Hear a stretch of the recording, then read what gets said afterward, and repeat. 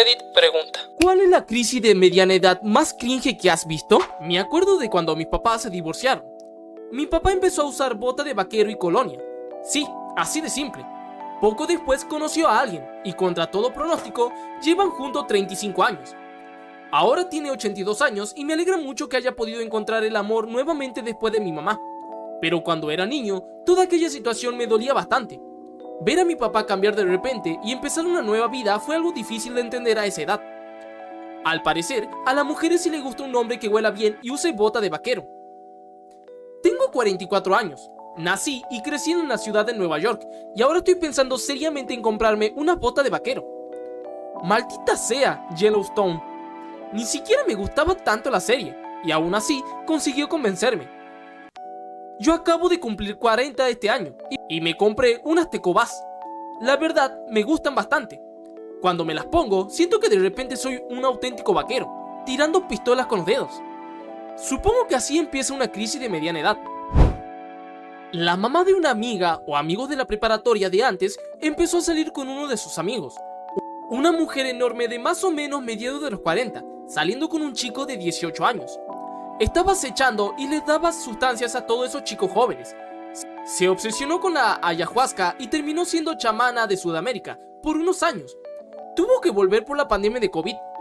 Ahora creo que es maestra de música. ¡Ay! El impacto de estas cosas es horrible. Conocí a una chica que estaba en la universidad. Era de esas que eran bien inocente y naive, porque la criaron bastante estricta. Iba más o menos saliendo de su caparazón, probando cosas, saliendo de fiestas, etcétera, etcétera. Su mamá había criado una casa bien cristiana y todo eso.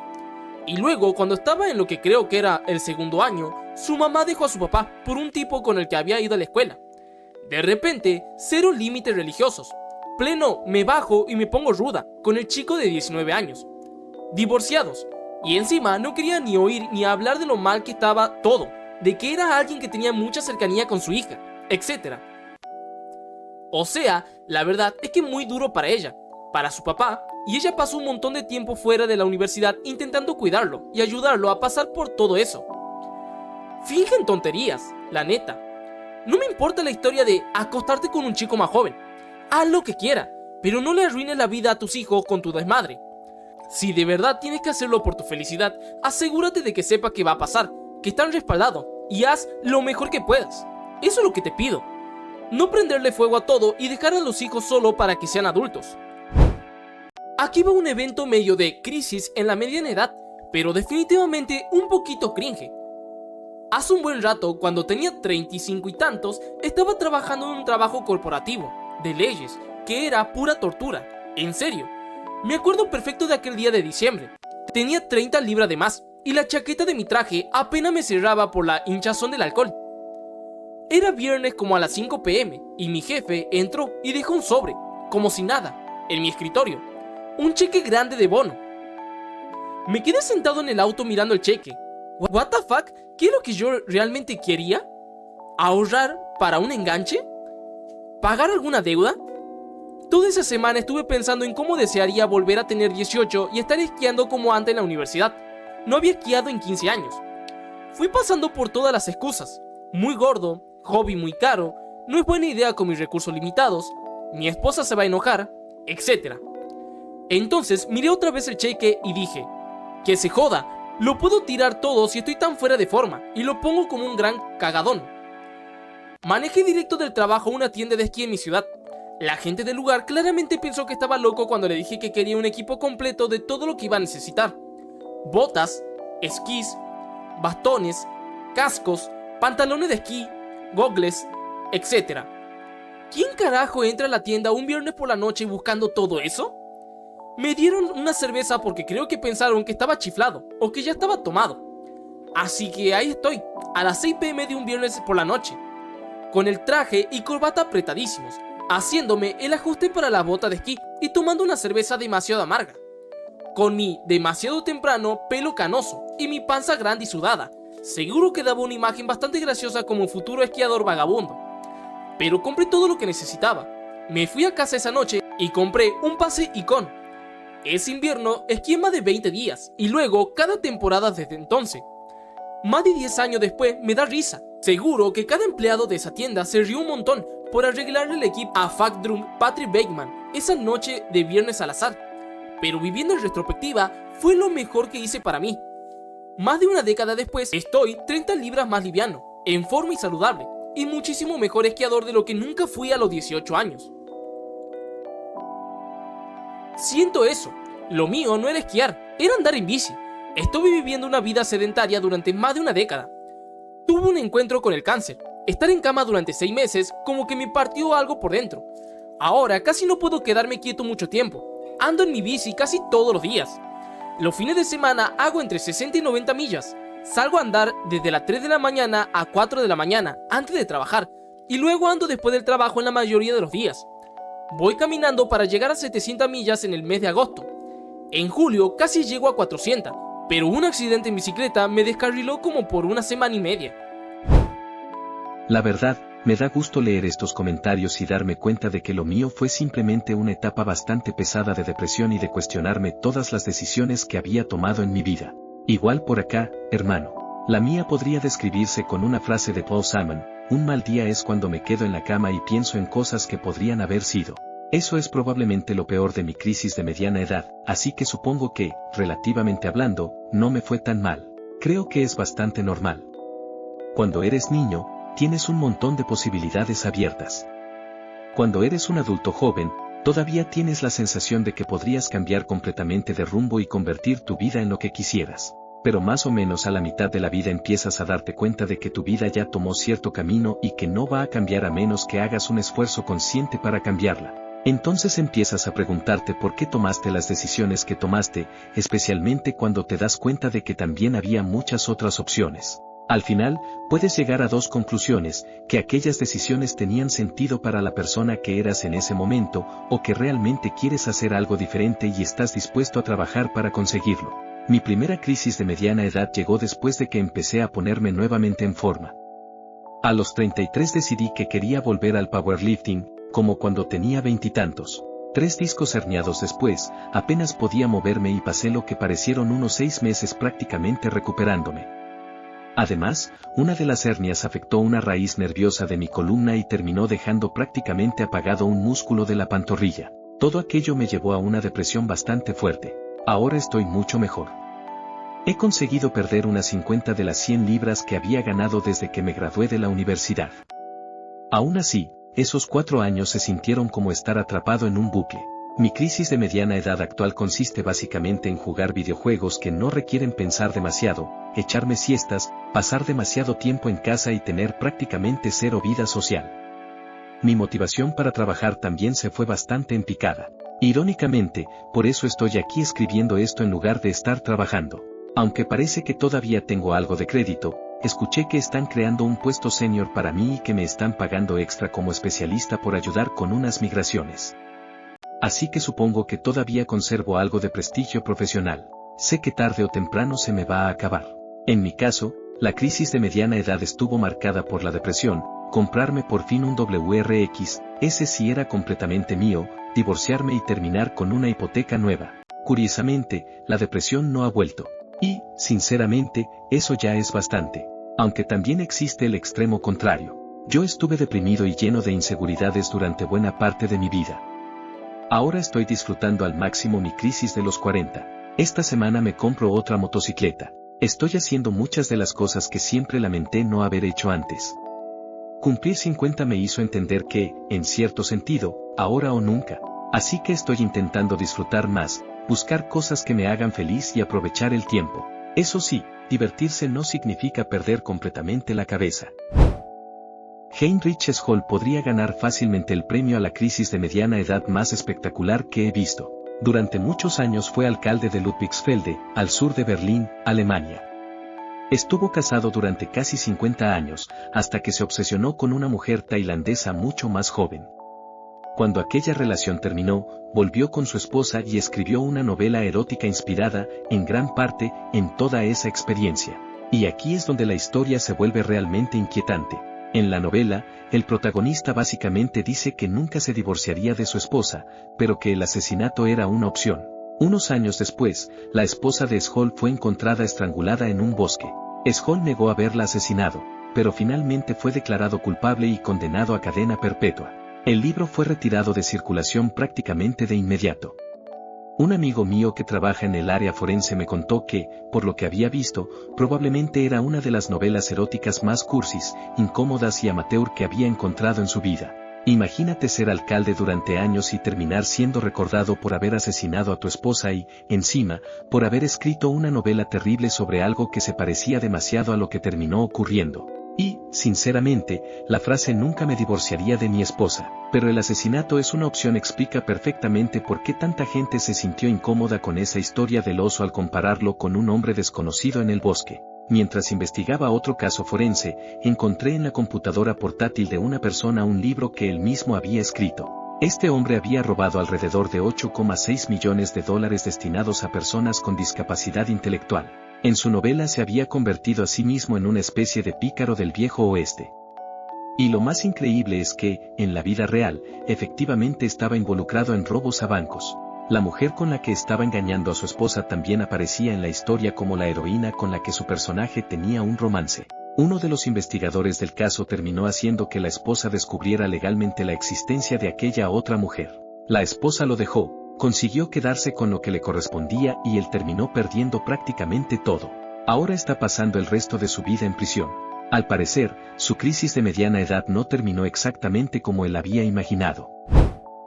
Mi tío, que dejó su empleo corporativo estable, se gastó sus ahorros en cripto y empezó un podcast de mentalidad y finanza en su garaje.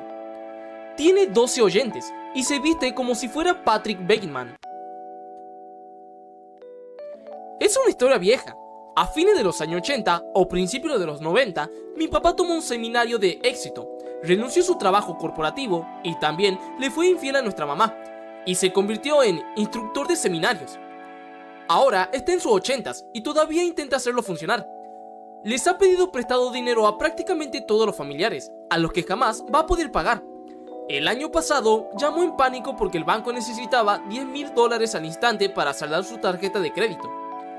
¿De verdad, de corazón, crees que está a punto de tener su gran oportunidad y hacer $1 millón? En cualquier momento, pero es tan triste. Quizá estoy en plena crisis de los 40. Tengo 41. A esta altura te das cuenta de que estás entrando en la bajada de la vida. La gente piensa, ¿crisis de los 40? ¡Qué payaso! Solo vas a cometer error tras error, metiéndote en cualquier cosa mal. Pero en realidad llegas a la conclusión de que pasaste los mejores 20 años de tu vida haciendo puras cosas por otras personas, como empleado modelo, queriendo encajar, pensando que eso te iba a hacer feliz. Pero te cae el 20 y te das cuenta de que hacer lo mismo que has estado haciendo los últimos 20 años te va a dar más de lo mismo. Solo que peor, porque de los 20 a los 40 estás en tu mejor momento, en plena salud y en tu prime. Puedes echarte jornadas largas y desvelarte. De los 40 a los 60 te va quedando cada vez menos energía. Con 40 y más ya no puedes, te vas debilitando cada vez más. Y además parece que hablan de la gente de 40 y más como si fueran otra especie, como si fueran diferente a ellos. Pero todos los humanos pasan por esa etapa. No vas a estar siempre con 26 años. Lo de Patrick Bateman y el look me pega bastante bien. Soy un tipo que no tiene el gen de la calvicie. Tengo un pelo súper bueno, grueso, lleno, y le dije a mi esposa hace poco que quiero que me hagan el corte del pelo de Patrick Bateman. Bro, el tipo con el que trabajaba antes se metió en un curso de maestría a tiempo parcial. Ahí hacía sobre todo clases nocturnas. Por ahora, todo bien. Luego se unió al club de paracaidismo de la universidad. Jamás había saltado en su vida. Básicamente era para poder salir a tomar con los estudiantes más jóvenes y tratar de ligar con las chicas de 18 años. Después dejó el curso de su maestría, se quedó en el club de paracaidismo y andaba casi todas las noches con los estudiantes. Tenía como 40 años y estaba casado, con 2 hijos. Mi papá, cuando yo tenía 15 años, lo despidieron y ya estaba harto de seguir trabajando en el país en el que había estado durante 10 años. Se fue a otro país y empezó a trabajar ahí. Perdió el trabajo después de unos meses y luego empezó a tomar clases de vuelo. Tenía como 50 y tantos y se había hecho un bypass de corazón unos años antes. Mientras tanto, mi mamá estaba rechinando los dientes, completamente desquiciada por el estrés de estar pagando la hipoteca y todo ese rollo. O sea, ellos siguen estando casados funcionalmente, pero era algo que él hacía de vez en cuando. Se iba a otro país y ella aparentemente estaba bien con eso.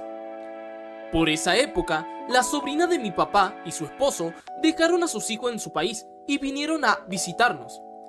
No se fueron después de varias semanas, y al final soltaron la verdad de que en realidad estaban aquí para buscar trabajo. Mi mamá tuvo una crisis porque era ilegal que buscaran trabajo y consiguieran empleo con la visa de turista. Y ella estaba aterrada de enfrentar a cualquier posible repercusión legal. Además, no quería que se quedaran a dormir indefinidamente en su casa. Mi papá, el muy misógino, puso la regla de que la sobrina y su esposo se iban a quedar y él iba a ver por ellos y apoyarlos como familia. Y después de soltar esa orden, feliz se largó de vuelta a clase de vuelo. A mi mamá le tocó cocinar 3 comidas para sus bien vagas, limpiando después de ellos, todo mientras hacía un trabajo de tiempo completo y pagaba para mantener a sus bien perezosos de 40 y tantos. Me sacaba a mí de paseo de 1 hora todos los días y se desahogaba y se desataba conmigo. No agarraba ninguna de mis sugerencias para manejar la situación. Me volvió loco a mí y a ella la volvió loca su propia situación. Y mi papá siguió con su clase de vuelos, feliz, gastándose su liquidación. Estos cabrones, técnicamente mi tía y mi tío, se la pasaron tirados, viendo MTV todo el tiempo, en el único televisor de la casa. De verdad que nunca salieron. Estaban bien locos. Al final compraron su boleto de regreso a casa y, después de como 5 meses, no encontraron ningún trabajo. Mi tío dejó un empleo corporativo estable, se gastó sus ahorros en criptomonedas y decidió empezar un podcast de mentalidad y finanza desde su garaje. Tiene unos 12 oyentes, pero habla y se viste como si fuera Patrick Bateman. Dudé, el tío que yo conozco es exactamente así. Tiene 36 años, 2 hijas en la preparatoria y dejó un trabajo de ingeniería para convertirse en conserje, simplemente para tener más tiempo libre y poder arrancar su podcast. ¿Alguien recuerda la red NGBN? Era básicamente un grupo de hombres de mediana edad haciendo podcast para unas 12 personas. Un coach de estilo de vida terminó convenciéndole de que tenían que pagar para formar parte de esa red y de los podcasts asociados. Se entrevistaban entre ellos y se llamaban a sí mismos líderes de la comunidad. Todo giraba alrededor de frases como cree, concibe, logra. Según ellos, solo necesitabas tener la mentalidad correcta, adoptar una mentalidad de crecimiento y de alguna manera todo terminaría funcionando. Era bastante triste verlo.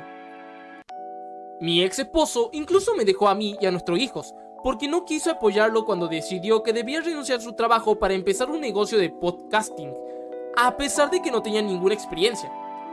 Después se declaró poliamoroso, con todo el espectáculo posible, publicando constantemente en redes sociales sobre su nueva forma de vivir y hablando de su verdad. Ahora es un hombre de casi 50 años, sin trabajo y con 4 hijos que prácticamente piensan que tomó decisiones muy malas. Además, lo despidieron de 2 trabajos seguidos en muy poco tiempo. Les da discursos a nuestros hijos sobre cómo piensan demandar a su último jefe por despido injustificado. Pero, por lo que parece, lo que realmente quiere es que alguien le pida disculpas porque siente que no lo respetaban. Una amiga mía también empezó a salir con un hombre casado que decía ser poliamoroso. Sin embargo, para él, aparentemente significaba que podía salir y acostarse con quien quisiera, mientras que su esposa no tenía permitido hacer lo mismo. Él insistía en que ella estaba completamente de acuerdo. El tipo era bastante desagradable. La primera vez que lo conocí fue en la casa de mi familia, cuando mi amiga lo llevó para que conviviera con nosotros. Una de las primeras cosas que hizo fue amenazarme.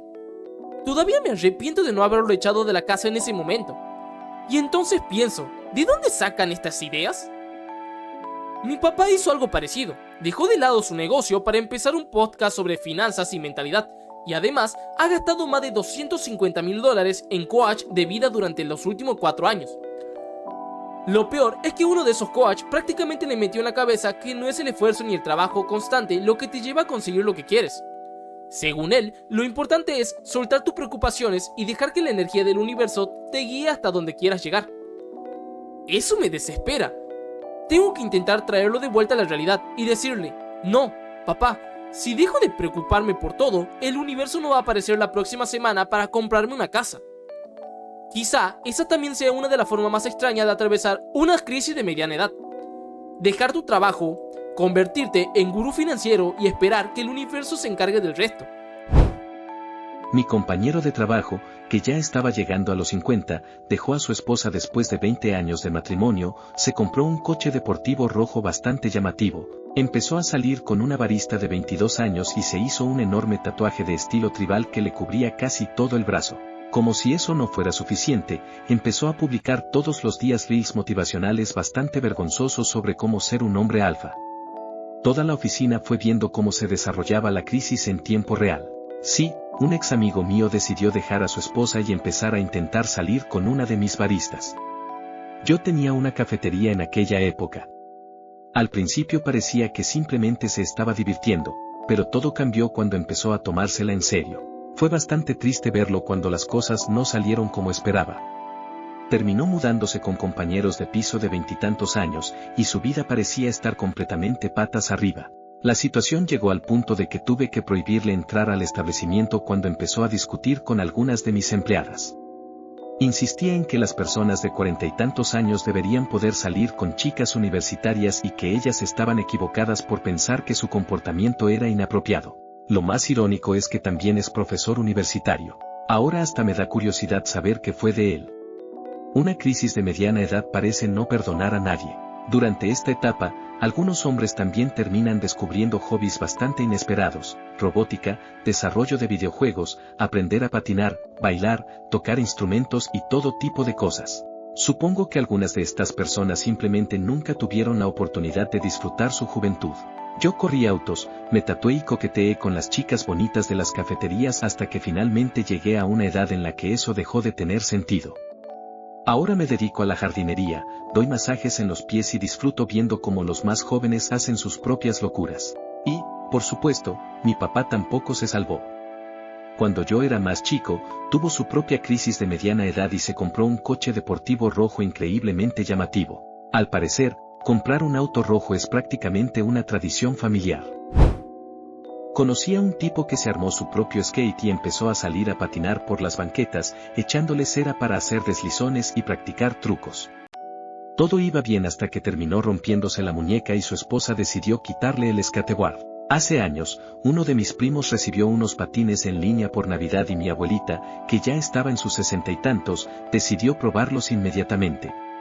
Por suerte no se rompió ningún hueso, pero mi abuelo se enojó muchísimo. Fue la única vez que lo vi gritarle delante de nosotros y decirle: «Tú, mujer, te vas a romper el cuello. Voy a cumplir 60 en los próximos meses y mi esposa ya me prohibió comprarme o siquiera buscar un monociclo. Incluso me amenazó con divorciarse si lo hago». Cuando tenía 20 y tantos podía hacerlo bastante bien, pero últimamente me han vuelto las ganas de intentarlo. Lo gracioso es que yo mismo armé mi primer skate en más de 15 años y, al día siguiente, me esguincé la muñeca en el trabajo.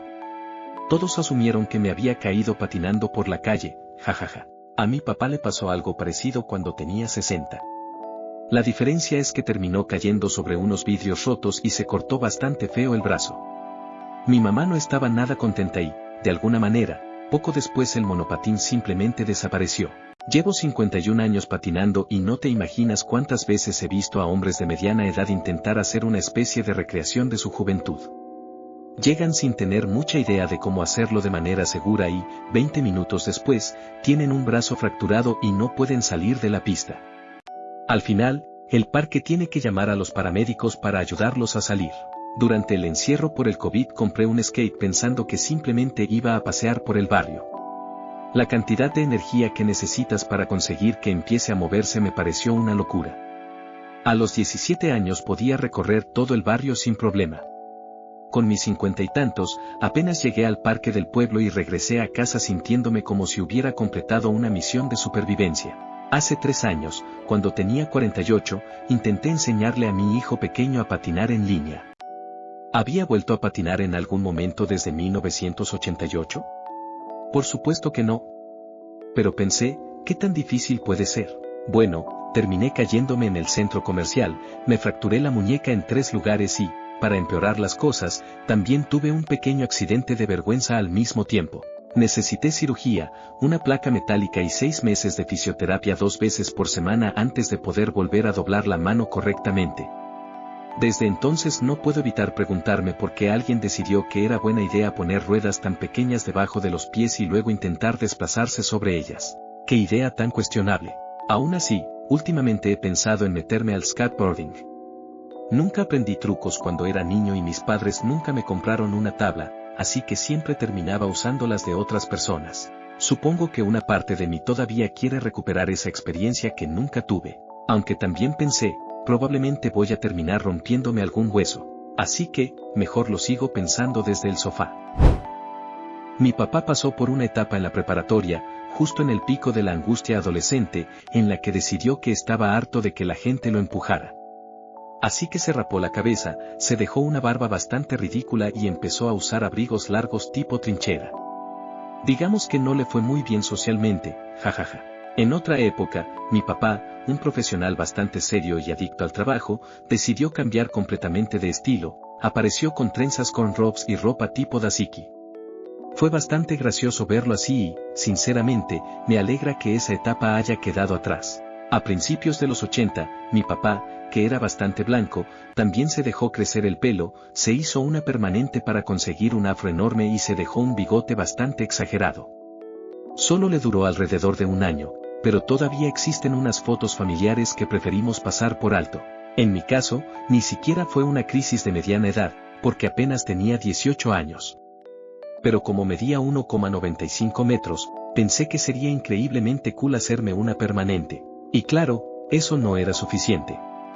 Tuve que añadir trajes de poliéster estilo Angel Fly, camisas con el cuello larguísimo, zapatos de plataforma que me llevaban hasta los 2,03 metros y lentes de aviador con tinte degradado que usaba en todas partes, incluso dentro de lugares cerrados. ¿Por qué? Porque en aquel momento pensaba que me veía genial. Con la permanente incluida, parecía que estaba acercándome a los 2,13 metros.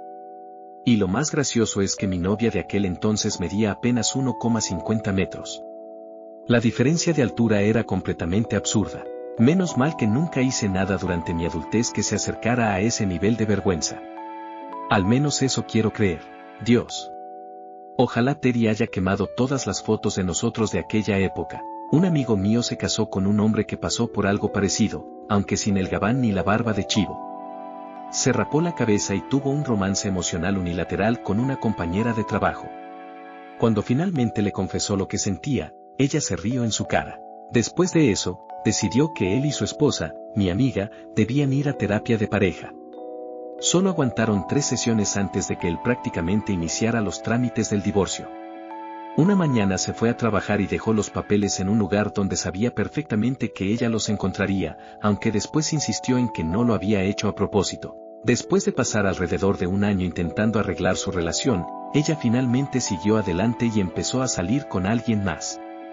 Mientras tanto, él no conseguía que ninguna mujer le prestara atención. Incluso llegó a decirle que todavía podían salvar su matrimonio si ella hacía algún gran gesto y le demostraba que lo amaba. La situación terminó empeorando todavía más.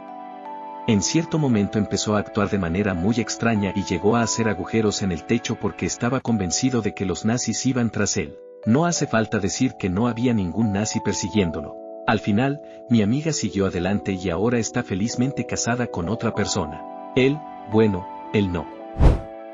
Conocí a un tipo que se armó su skate y se salía a patinar por ahí por una banqueta con cera, haciendo deslizones y esas cosas. Luego se rompió la muñeca y mi esposa me quitó el skateboard. Mi esposo necesita unas ruedas nuevas para la patineta que teníamos cuando éramos adolescentes y que ha estado recargada contra la pared en nuestra sala durante 3 años, desde que se mudó. Sé que es la misma patineta porque la conozco desde que yo tenía 13 y él 14. La verdad, si llegara con la muñeca rota, le preguntaría cuánto tiempo necesitaba estar con la férula mientras me hago la que me importa y pongo los ojos en blanco. No es peor que él y los otros. Así, un puñado de tipos de entre 25 y 50 años que se paran en el estacionamiento de la iglesia, o al lado, en las banquetas, los domingos por la mañana, como descubrí ayer, jugando Pokémon Go. A diferencia de mi ex esposo, no tengo que preocuparme de que mi esposo me engañe.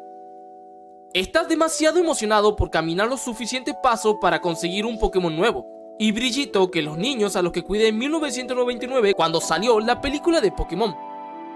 Me pregunto si hay alguna forma de salir disimulando con un par de ruedas rotas a la tienda de patinetas del centro comercial, pero ¿jugar Pokémon Go mientras vas montando a un Lord Board sería más o menos vergonzoso cuando se caiga?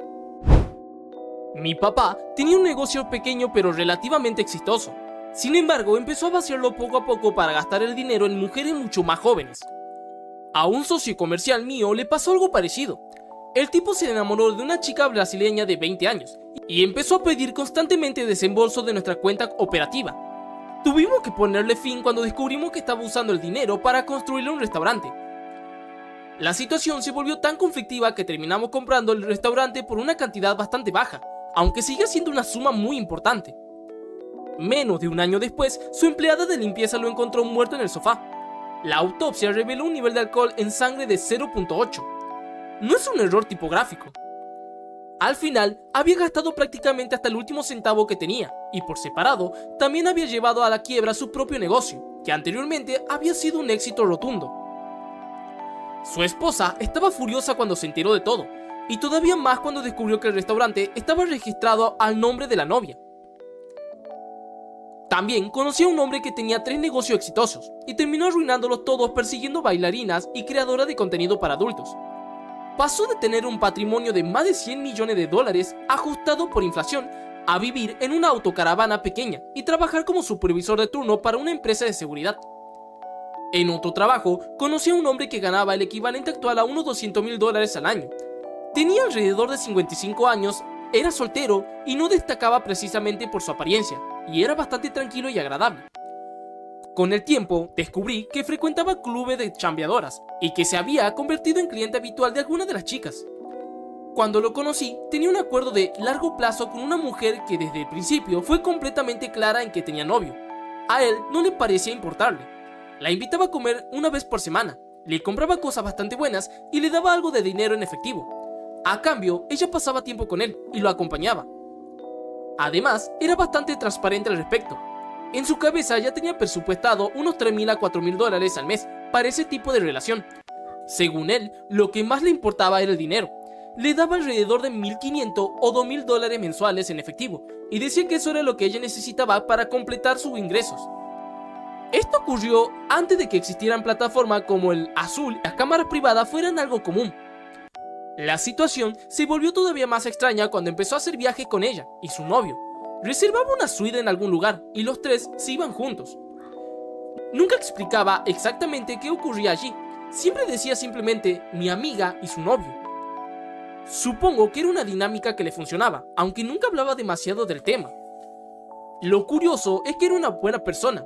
Simplemente nunca pareció tener la personalidad o las habilidades para mantener una relación convencional, así que encontró una manera diferente de relacionarse con las mujeres. Trabajé con otro hombre que tenía un comportamiento muy parecido. Hacíamos jornadas con cantidades absurdas de hora extra, y él era increíblemente inteligente. Después del trabajo se iba todas las noches a un Hooter y se sentaba a hablar con una sola mesera. Con el tiempo, empezó a comprarle cosas constantemente, y no precisamente regalos pequeños.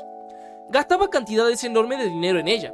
Incluso llegó a alquilar helicóptero para enseñarle la ciudad, y la llevaba a comer sushi a algunos de los restaurantes más caros. Y según él, ni siquiera tenía una relación íntima. Simplemente quería gastar prácticamente cada centavo que ganaba en mujeres jóvenes. Lo más extraño era que apenas veía a sus propios hijos y aún así conducía un coche bastante viejo y destartalado, porque decía que no podía permitirse para uno mejor. Tenía dinero para helicópteros, restaurantes de lujos y regalos, pero no para mejorar su propio coche. Definitivamente, alguna crisis de mediana edad puede hacer que una persona tome decisiones financieras bastante difíciles de entender.